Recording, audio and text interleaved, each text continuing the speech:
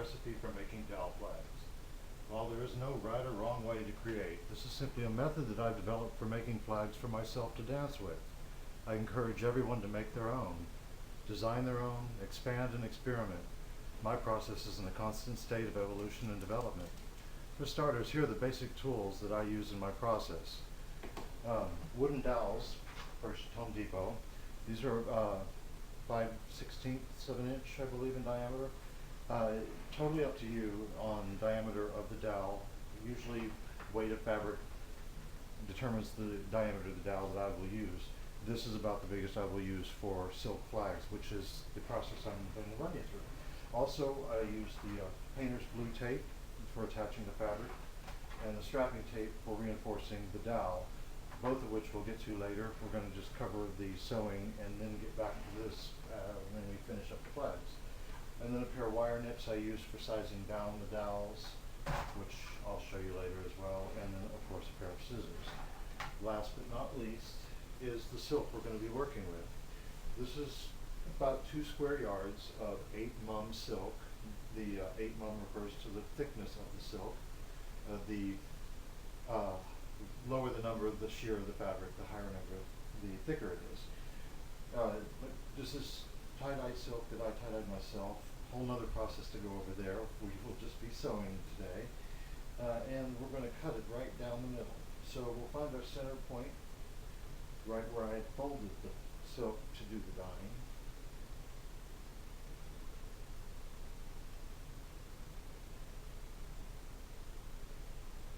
And then make a small cut. I always love watching people take their beloved silk and rip it, but it's a good feeling. You just want to stop before you get to the other end.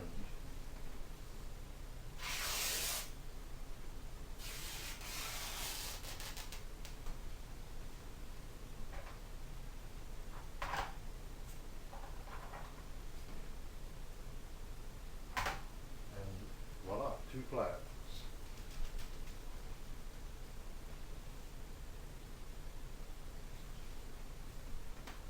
Now the dowel, we're going to be sewing a sleeve, sewing a channel down one side of the silk here. And we're going to leave the edge of the bolt. This gives me an edge I do not need to hem. I prefer to hem all of my edges because of the rip and the fraying. But on this, we're going to leave this as our flowing finished end, and then on the opposite end is where we're going to make our attach for the dowel. Now it's time to go do some sewing, and you will see from there. Okay, pressing on here. Before we get to the sewing machine, one thing I always do first is I take the individual flag, lay it down on the ironing board, and iron it out. For time's sake, I've already ironed the entire flag already, and this is the edge of the flag that I will be putting the dowel, inserting the dowel in, and that we will be sewing the channel into.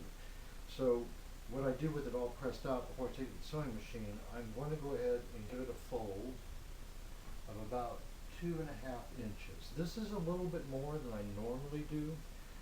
As I said, my method is always in development and always expanding, and I'm going to give myself a little bit extra for my fold because I wear out the silk where I hold it with my hand a little faster than I like.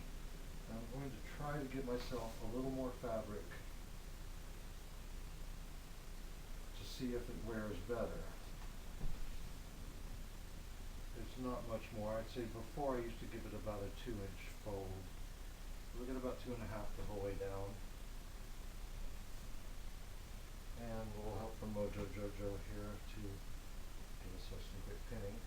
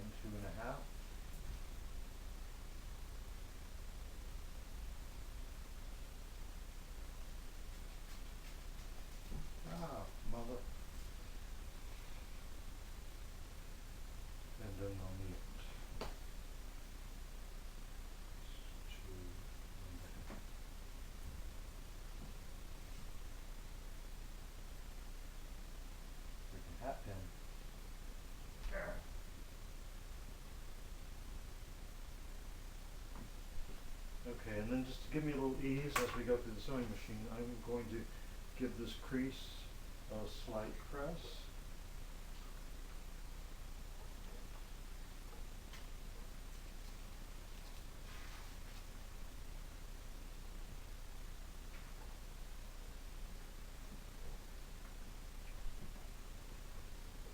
And then we get into the sewing machine. Not only am I going to run a stitch all the way down this, I'm going to close up this channel because the dowel is not going to go in between these layers. I'm still going to roll her over one more time before we actually sew it down. But we're going to go ahead and run our first stitch down to hem it up and get it ready to go. So we're ready to go to the sewing machine now.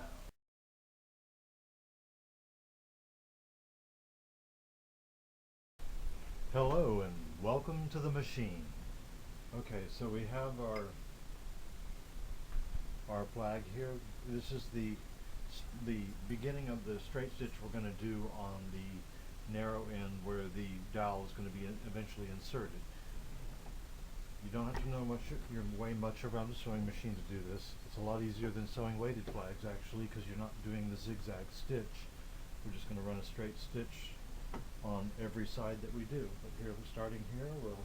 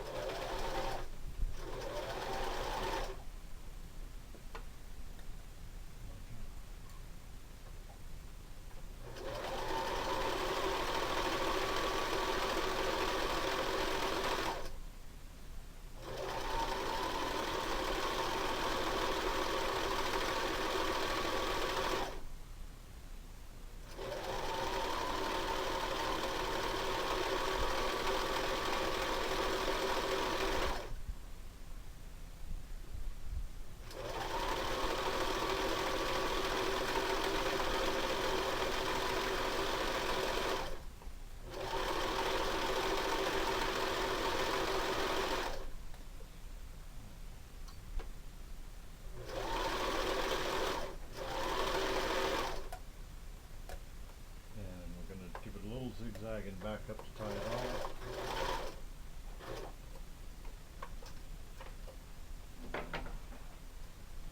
Cut it. Remove any of the remaining pins. Okay, so this has our 2.5 inch fold sewn off there. Still open on the ends here, which we are going to close because we don't want this open. When we fold this one more time, that's just going to make it harder to insert the dowel unless we close this up, which we need to do anyway to do this, the hem down this side. So let's go ahead and do that now.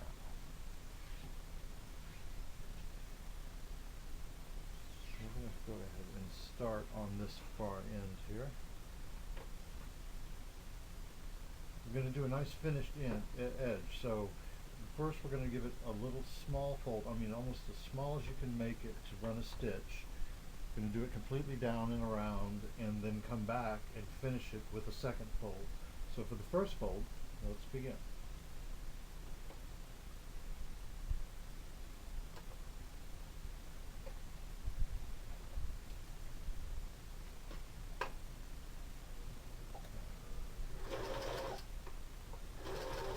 Reverse a little to tie it off, and here we go. Usually what I do is I give it the little fold, line up a section, and go.